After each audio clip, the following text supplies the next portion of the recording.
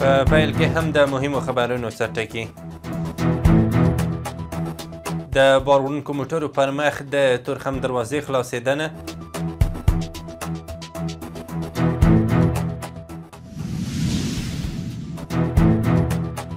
د عامې روغتیا سرپرست وزیر سره د روغتیا نړیوال سازمان یونیسف او نړیوال بانک استازو کتنه.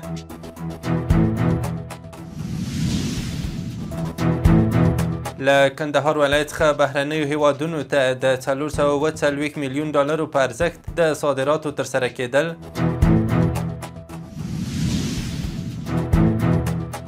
او د پاکستان د دفاع وزیر له لوري افغان خاوره کې د وسلوالو پر وړاندې د بریدونو خبرداری.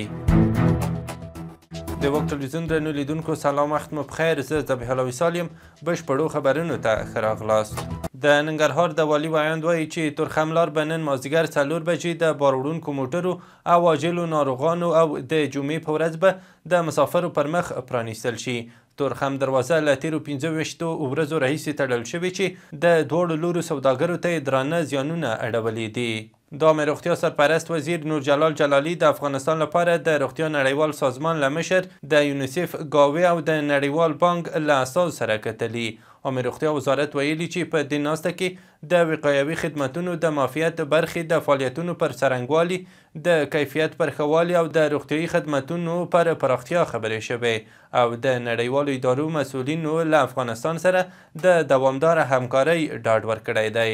بلخوا د عامې روغتیا وزارت سرپرست نور جلال جلالي او کابل کې د چین سفیر ژاوشینګ د الشفا روغتون د بیا رغونو له بهیر لیدنه وکړه. ښاغلي جلالي الشفا روغتون د هیواد له مهمو روغتونونو وباله او په عصري طبي تجهیزاتو سمبالول یې ضروري وبلل. د عامې روغتیا وزارت په یوه خبرپاڼه کې د چین سفیر له قوله لیکلي چې نوموړي د خپل هیواد لخوا د دغه روغتون د بیا رغونې تجهیز او پراختیا په برخه کې د همکارۍ ډاډ ورکړی دی. د افغاني سرې میاشتې سکرتر جنرال روح الله عبدالسلام په افغانستان کې د سره صلیب نړیوالې کمیټې د همکاریو له مسؤل ربیع الفقیه سره کتلي. افغاني سره میاشت وایي چې په دې کتنه کې د سره صلیب نړیوالې کمیټې د همکاریو مسؤل له راستنیدونکو کډوالو سره د مرستو سربیره د څښاک پاکو اوبو برابرولو برخه کې د همکارۍ ژمنه کړې ده. پوهنې وزارت وایي چې هرات کې د یوه ملاتړي بنسټ په همکارۍ د ښوونځي اصول صنفي ټولګیو زده کوونکو او ښوونکو ته د 121 میلیونه افغانیو په ارزښت د ښوونیزو توکو کڅوړې ویشل کیږي. یاد وزارت زیاتوي په دې کڅوړه کې قرطاسیه، درسي کتابونه او نور اړین ښوونیز او تدریسي توکي شامل دي چې د لومړنیو ښوونځیو 275,000 زده کوونکو او 10,700 ښوونکو ته به وویشل شي.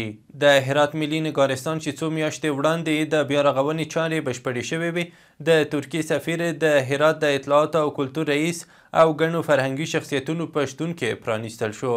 د هرات ولایتي مسؤلین وایي چې د دې پروژې په پلي کېدو سره د هنري آثارو د ساتنې لپاره ښه زمینه برابره شوې ده.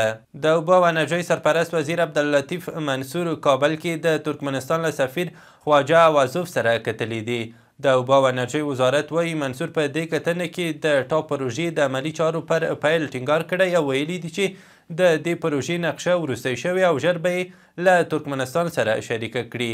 په همدې حال کې د ترکمنستان سفیر د ټاپ پروژې د چارو پرمختګ لپاره د دواړو هیوادونو ترمنځ د لا زیاتې همغږۍ پر اړتیا ټینګار کړی دی.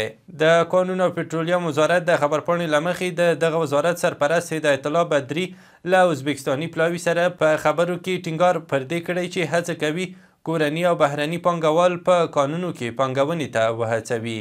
ازبکستاني پلاوي چې مشري د دغه هیواد د جیولوژۍ او معدن وزارت سلاکار کوله د توتي میدان د ګازو پروسې او د میدان وردګ د خویش اوسپنې کان په اړه خبرې وکړې او له قانونو وزارت یې د همکارۍ غوښتنه وکړه.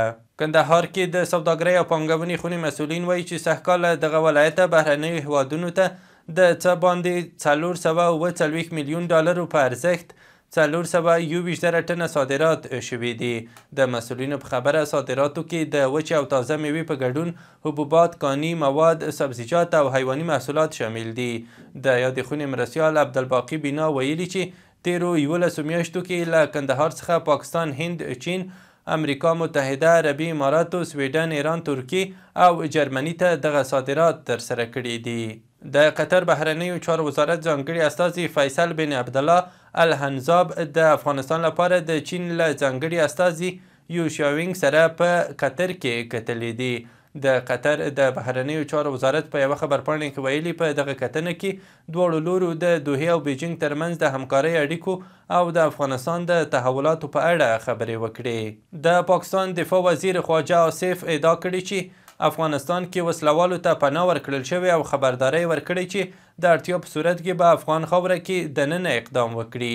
نوموړي یوه مرکه کې ویلي چې هیواد یې چمتو دی څو د وسلوالو ډلو د تعقیب لپاره د افغانستان په خاوره کې پوځي عملیات ترسره کړي. اسلامي امارت په دې تړاو لا کوم غبرګون نه دی ښودلی. د اسلامي نړۍ ټولنې په یوه اعلامیه کې ویلي پر غزې د اسرائیل په بریدونو کې ملکیان وژل شوي او دغه بریدونه په کلکو ټکو غندي. اعلامیې له نړیوالې ټولنې غوښتي چې د دغه قتل عام د دریدو په اړه بیړنی اقدام وکړي. د ملګرو ملتونو سرمنشي انتونیو ګوتریش وایي چې په غزه کې د اسرائیل بریدونو غوسه کړی دی. هغه پر ایکس پاڼه له دواړو خواو غوښتنه کړې چې اوربند ته درناوی وشي، بې له خنډه بشري مرستې بیا له سره پیل شي او پاتې یرغمل شوي کسان بې له شرطه خوشي شي. خو تازه الجزیرې راپور ورکړی چې سهار وختي په خان یونس او رفح کې د اسرائیلو په بریدونو کې 10 کسان وژل شوي دي.